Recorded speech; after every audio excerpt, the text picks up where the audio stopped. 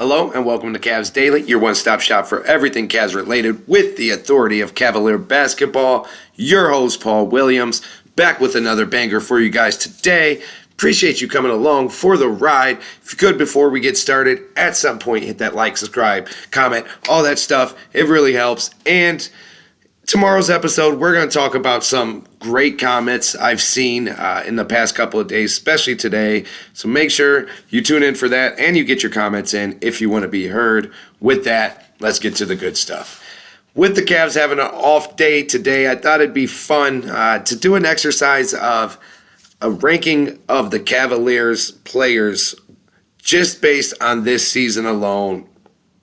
No prior success, no future predictions of what they might do, but just the 12 or whatever best players on this Cavs team ranked from 1 to the final number. I think it's 12.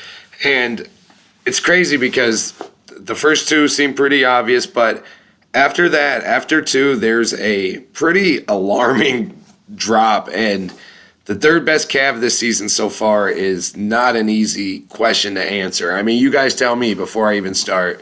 You tell me, who do you think's been the third best Cav so far this season?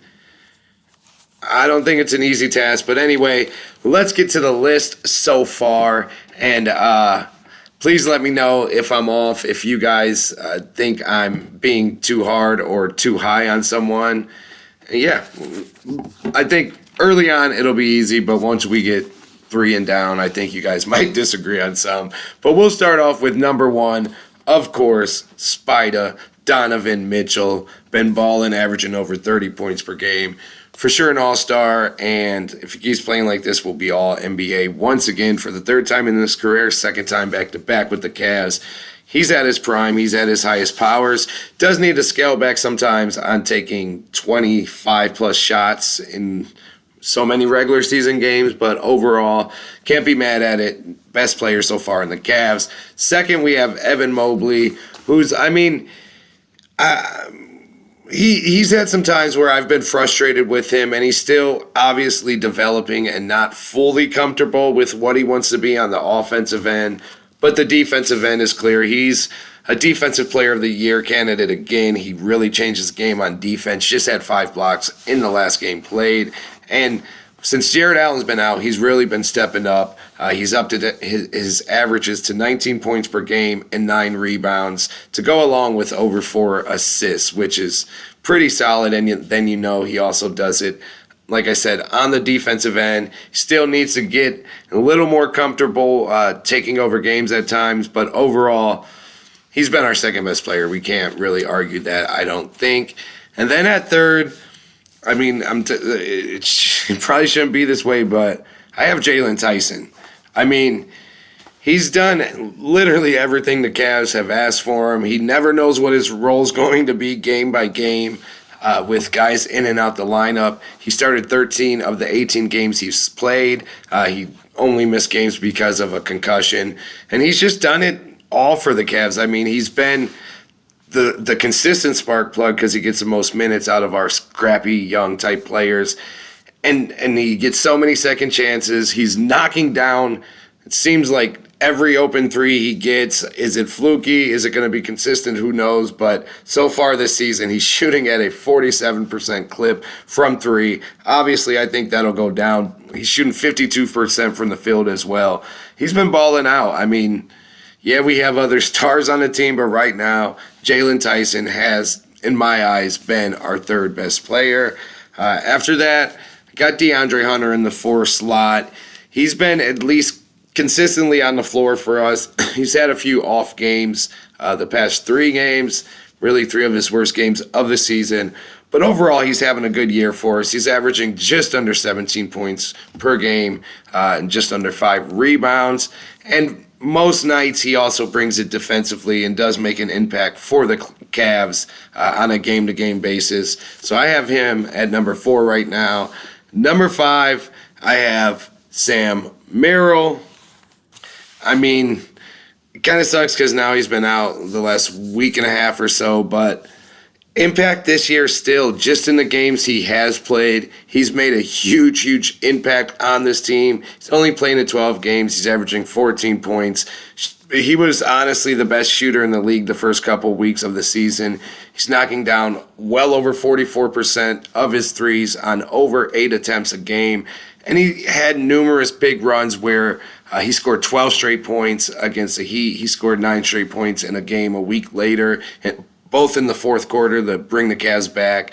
He was playing so well. It sucks to see him out now, again with injury, but he was a top 5 Cav so far this season in my eyes.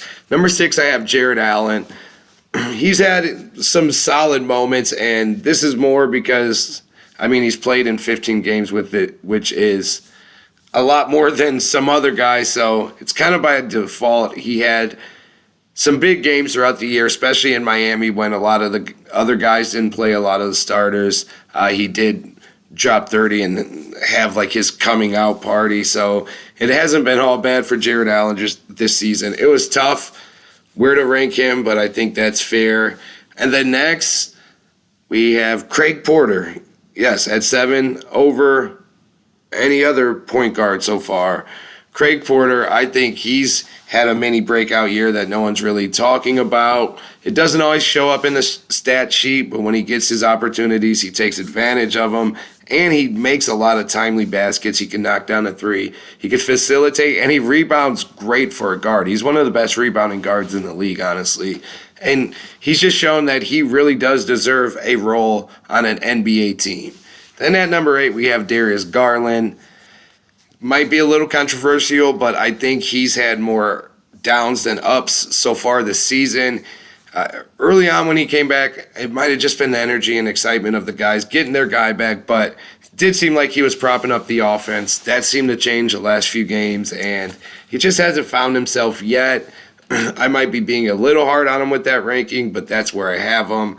And then to close it out, we have Naquan Tomlin, Naquan Tomlin, then Lonzo Ball, then Dean Wade, then Tyrese Proctor, and Larry Nance to wrap it up. I think Tomlin has been overall better than Nance and Wade this season when he's gotten the opportunity. Him and Ball have been a coin flip. Ball, of course, hasn't been very good offensively, but has been pretty solid defensively. So they round out the bottom 5 of the top 12 of our Cleveland Cavaliers so far this season. You let me know if I'm tripping, if you agree. But yeah, that's where I'm at. Jalen Tyson, number 3, Evan Mobley, number 2, and Donovan, number 1. Now, what about rest nights? Seems like the Cavs have been doing that more often. They just got fined again for, I think, the 3rd time this season, this time because Darius Garland missed a game due to rest. And I don't know. It's a thing that really, truly didn't happen not that long ago. People make it seem like it was forever ago now, but it wasn't really a thing, and it was honestly frowned upon. Got popularized by the San Antonio Spurs and Greg Popovich, taking care of his guys, Tim Duncan, Ginobili, and the crew. But still, I do kind of have a problem with it. If it's for injury and it truly is because they're playing it safe and it's like the second half of a back-to-back or something, I guess it's cool. But overall, these guys are getting paid a lot of money to play basketball. And if they're able to play and it's not going to, hurt them long-term, they should be playing. If you're healthy, you're in your 20s or usually early 30s, you don't need that much rest. You can play 2 games on back-to-back nights and still be okay in my eyes. So I'm not really with it. And while I don't like to see our team, especially getting suspended for or not suspended, but getting fined for stuff like that, I'm more on the side of play. You guys don't need to be sitting out for rest games. So many people come to 1 game per year or maybe 1 game in their life. That could be the game they wanted to see a certain player. And if that's you, Darius Garland, in this example, that sucks for them. And if it was my son and he only got to go to 1 game and Like it was Darius Garland who he wanted to see, which he's gotten to see a few times. But if Darius Garland didn't suit up and we went home disappointed, that does suck. And there are a lot of situations where people do kind of get left hanging a little bit when they expect to go see one of their favorite players. So I'm not with the rest night stuff, but I mean, it's not a huge thing to me either. It just came up recently numerous times with the Cavs because we get fined a lot for it. I feel like some other teams don't get fined as much, but either way, just wanted to see what you guys thought about that and give my input a little bit. Now, let's get to a little trade talk and a little maybe wishful thinking talk, but Giannis Antetokounmpo, I mean, it seems like he, if not is available right now, low-key, will be soon if things don't really turn around in Milwaukee. And, of course, the whole NBA is going to be lined up to see if they can make it happen. But let's look from a Cavs point of view. Yes, let's get it out the way. The Cavs don't have the money. They are over the second apron. We have the highest payroll in the league. Yes, we know all of these things, and they are true. But guess what, guys? There's still ways to work around it. I mean, when we brought LeBron back, now back in the day, we had to maneuver and get rid of some contracts first. And I mean, Kobe Altman and the team has already done it numerous times. They can make things happen. They can shed salary. They can make a trade prior to get off some money to make it happen. We'd have to get off $22 million to be able to realistically make a trade for Giannis. Or we can send $22 million more than we'd take back in a trade against the Bucks, also to get Giannis and still make it work with the cap and everything along those lines. So, I mean, there's still ways. You put together Darius Garland, who's getting just under $40 million a year. DeAndre Hunter, I love you, bro, but Giannis, $23 million for DeAndre Hunter. That's 62 right there. Giannis is getting 54. So you can make up 15 more or really only need 10 to 12 more easily. You can throw in Lonzo Ball, and if they want a young guy, Tyrese Proctor or Jalen Tyson. Do that along with a couple picks, or you could throw in Max Strus, Jared Allen. I mean, it could be Darius Garland, Jared Allen, and Max Strus, and a couple future first-round picks. Does that get it done? I don't know. I mean, that's not a bad package. Those are two all-stars. Jared Allen has been an all-star, and Darius Garland has been an all-star twice as soon as last year. So, and Darius Garland's only 25. They're still young. So it's really not like a bad offer getting two still young and growing all-stars, especially in Darius Garland's case, that are also locked up for a long time. The Bucks would have them locked in through almost the rest of the 20s. Then they could also get Max Strus, who is a very valuable player when he's healthy and on the court. And if they really twisted our arm, maybe they could also get a Tyrese Proctor in that type of deal. I don't know. I feel like that is at least something the Bucks would have to think about, depending what other compensation gets put in, or if it turns into a 3-team trade or a 4-team trade. The Cavs have the assets like a mixture of a Jared Allen and Darius Garland, or maybe we don't have to give both of them, even though realistically there's a high percentage we would, but maybe we could just giving just Jared as the highlight would be tough, but let's just go that route real quick. Maybe give Jared, DeAndre, Max, Tyson, 2 first-round picks. Probably doesn't get it done, or something centered around Darius Garland, Darius, DeAndre Hunter, Max Strus, Jalen Tyson, same type of deal, but with Darius as the headline. Probably not, but maybe. But you put those guys together, Darius Garland and Jared Allen, then you really talk. But I don't care. We're not talking Evan Mobley or Donovan Mitchell. I'm not throwing them guys in for that trade, even though I think Giannis is Giannis and it still would be worth it. But we have to keep those two in place and then bring Giannis in, and whatever we have left, it would just be so ridiculous. I couldn't imagine what Giannis would be able to do with a guy like Donovan on the perimeter that could get his shot and knock down open shots at all times, and then a guy like Evan Mobley down low that can also float to the three-point land and open up the lane. It would be like a dynasty starting type move, and there are avenues. Everything I said could happen. It's something that's real, and while it's not like super likely at this moment, or the Cavs are definitely not the favorites at this moment if he were to get traded, a package around Jared Allen, Darius Garland, and a couple young guys, and maybe DeAndre Hunter or Max Strus is not a bad deal, and I think it would have the Cavs at least in the running. And to wrap things up today, let's see if the Cavs are in the running right now in Cavs Daily Eastern Conference Top 5 Team Ranking. They held down the number one spot for a long time, but that has changed this week. I can't fight it anymore. We're going to start off with the honorable mentions. The Boston Celtics and the Orlando Magic. Both are playing pretty good right now. Celtics 13-9. Same as the Magic.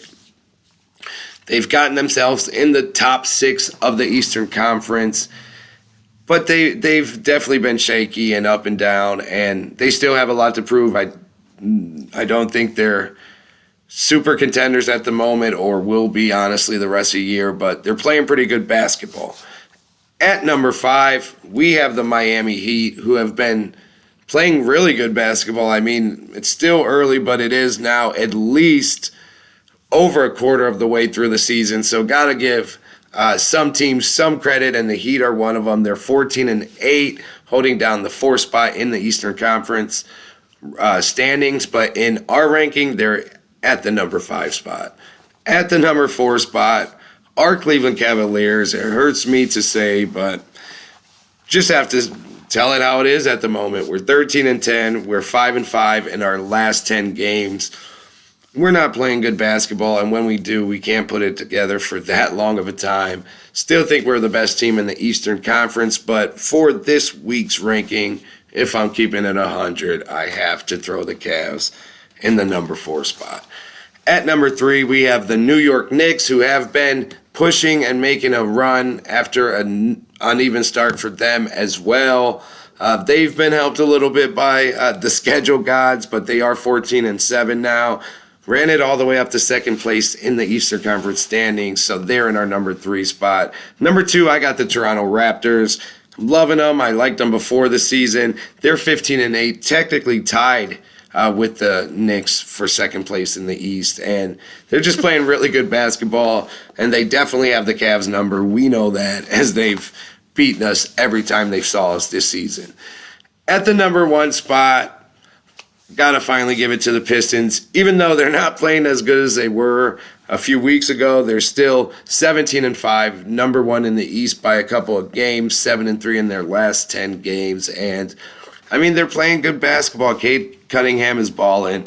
Can't knock it. J.B. Bickerstaff and the crew have them playing the way you would expect a J.B. Bickerstaff team to play when you have the right roster mix for him. And they have the young guys, and they have, like, vets he's comfortable with, like Karis LeVert. So it's working for them. They're playing good basketball.